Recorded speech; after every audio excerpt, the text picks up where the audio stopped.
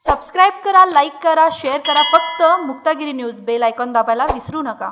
सण असो वा उत्सव, स्त्रियांचे सौंदर्य खुलवणारे आणि सोन्यालाही लाजवेल अशी इमिटेशन ज्वेलरी फक्त शुभम इमिटेशन ज्वेलर्समध्ये उपलब्ध. एक वेळ अवश्य भेट द्या.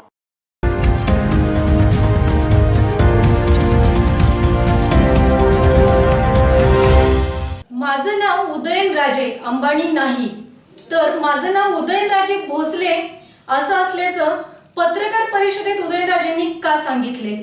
अशा अनेक काही मुद्द्यांनाही त्यांनी हात घातला. पाहूया पत्रकार परिषदेतले हे काही मुद्दे. पाहूया सविस्तर बातमी. पहिलं म्हणजे तुम्ही तुमच्या मनातनं हे काढून टाका. हे 10 जो टोल आहे तो माझ्या मतदारसंघातला आहे. तिथं जाऊन तुम्ही चौकशी करा. तुम्ही ते RTI फिरटीआय काय असतं ना, त्याच्या अंडर जे काय तो फॉर्म मिळतो तिथं जाऊन तुम्ही द्या, ते माहिती घ्या. तो रिलायन्सचा टोल आहे, माझा काय संबंध नाही.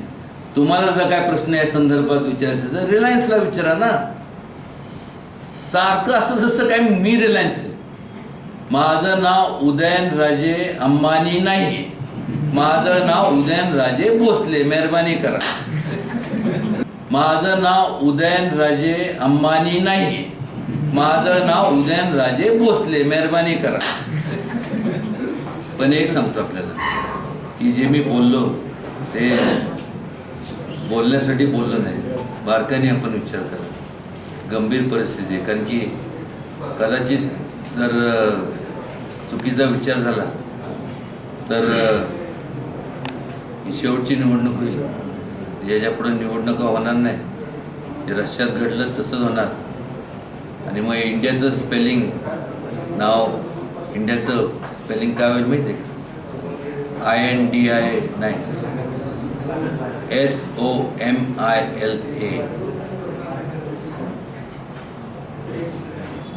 इंडिया.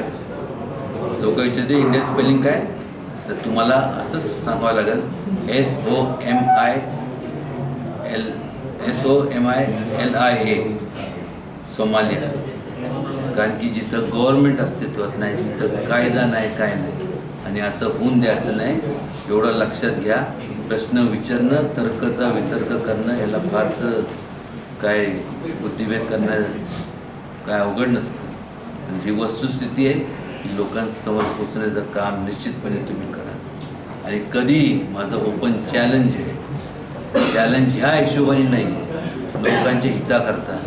केव्हाही कोणीही जरी असलं तर ह्या मुद्द्यावरती कधी इलेक्शनच्या दरम्यान कोणी ह्याचं उत्तर त्यांच्या मतदारसंघात जे सत्तेत आहेत त्यांनी द्यावं, एवढी विनंती मी त्यांना करतो. काय तर घ्या तुम्ही तो टॉम, ते मी ज्वारी जेरी टॉम, ते काय जे असेल ते असेल चालतं. त्यांचे जे इतर भाऊ आहेत ते आहेत ना माझ्यासोबत.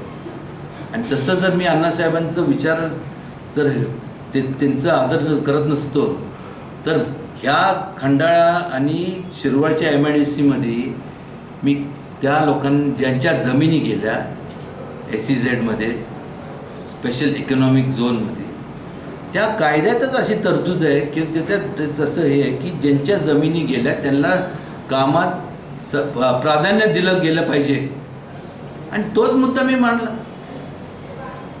मी ते जे त्यांचे मालक आहेत त्यांना मी सर्किट हाऊसला बोलून घेतलं. त्यांना सांगितलं, एवढं सांगितलं, मेहरबानी करा म्हणून. त्यांच्या जमिनी गेल्या आणि त्यांना तुम्ही प्राधान्य द्या. आणि जर तुम्हाला स्किल्ड काय जे असेल ऑपरेटर किंवा जे काय असेल तर तुम्हाला इथं मिळत नसेल, तुम्ही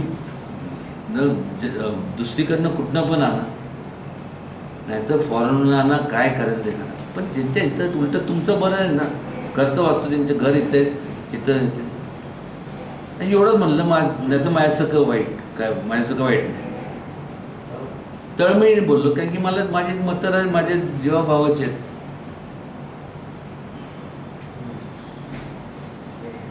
केस म्हणजे हे किस्सा काय म्हणजे एवढं हे बोलणं झालं सगळ्यांसमोर. Circuit house Satara. आणि मग कोणीतरी त्याचा असं अर्थ लावला की मी हप्ते म्हणतो.